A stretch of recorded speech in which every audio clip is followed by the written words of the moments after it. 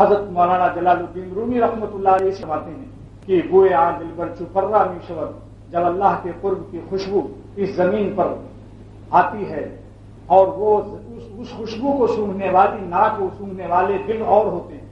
ہاں یہ بھی سمجھ لیجیے، برقی لہریں تو چل رہی ہیں، مقناطیس کی لہریں چل رہی ہیں زمین پر قطب شمالی کی طرف سے، لیکن قبلہ نما قطب نما میں جو میگنٹ لگا ہوا ہے وہ اسی کو کھینچتا ہے. اللہ کی رحمت بھی تھوڑا سا اللہ اللہ کرو، کچھ تو قلب کی سوئی پر نور کے پالش لگا لو، پھر اللہ تعالیٰ کا نور خود ہی آپ کو کھینچے رکھے گا.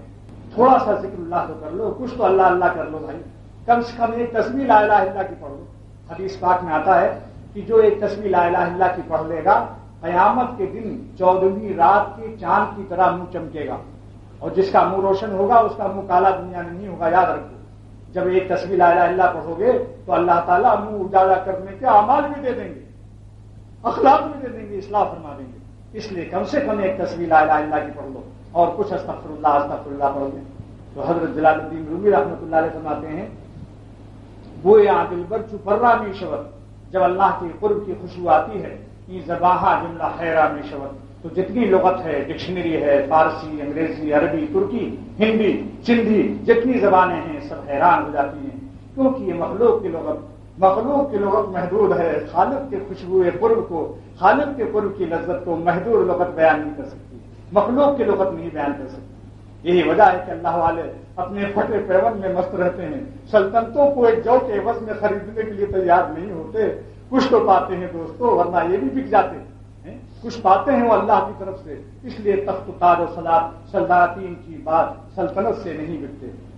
لیکن اس کے لیے اللہ کی محبت کو سمجھانے کے لیے پیاسی جانوں کی ضرورت ہے. ایسے کان چاہیے جو خدا کے لیے بے چین ہوں. ہم بات کریں گے جو کوئی کان ملے گا، ہم بات کریں گے جو کوئی کان ملے گا، اور جب کان ہی نہیں ہے تو ہم کیا بات کریں گے. اسی لیے تلاش ہوتی ہے. حضرت مولانا شاہ محمد احمد صاحب دامت برکاتہم پرتاپ گڑھ کے رہنے والے ہیں، پھول پور کے گاؤں میں رہتے ہیں. چھوٹا سا گاؤں، سامنے جنگل ہے، بہت بڑا جنگل. سناٹا مغرب کے بعد ہو جاتا ہے. اس جنگل میں نور ہی نور بھرا ہوا ہے. ندوے کے علماء نے کہا حضرت اس جنگل میں اتنا نور کیوں نظر آتا ہے؟ فرمایا میں نے جوانی میں 70,000 دفعے اللہ اللہ کیا ہے، اس اللہ کے نام کا نور ہے یہاں. اسی جنگل کے نور پر اور اسی جنگل کی بہاروں پر مولانا کا شعر یاد آیا مجھے.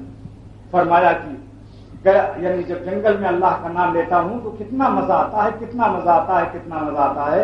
اس مزے کو حضرت مولانا شاہ محمد احمد صاحب جو حضرت شاہ فضل الرحمان صاحب گنج مراد آبادی کے خلفاء میں سے ہیں فرماتے ہیں کہ گیا میں بھول گلستان کے سارے افسانے، گیا میں بھول گلستان کے سارے افسانے، دیا پیام کچھ ایسا سکوت صحرا میں.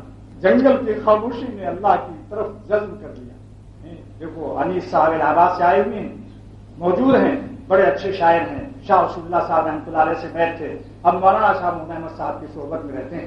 ان کے کلام میں بھی عجیب و غریب معرفت بھرا ہوا ہے. آپ نے پہلے جمعے کو سنا، انشاءاللہ ابھی آپ پھر سنیں گے ان سے کچھ کلام ان کا.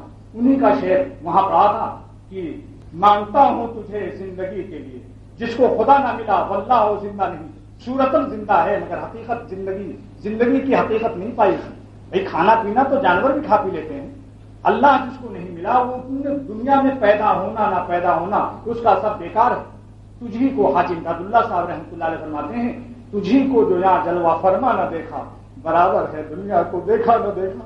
اس شخص کا دنیا میں آنا نہ آنا برابر ہے، پیدا ہونا نہ پیدا ہونا برابر. کوئی فائدہ نہیں پایا اس نے، قبر میں چلا گیا 2 گز کفن لپیٹ، فیکٹری کاروبار چھوڑ.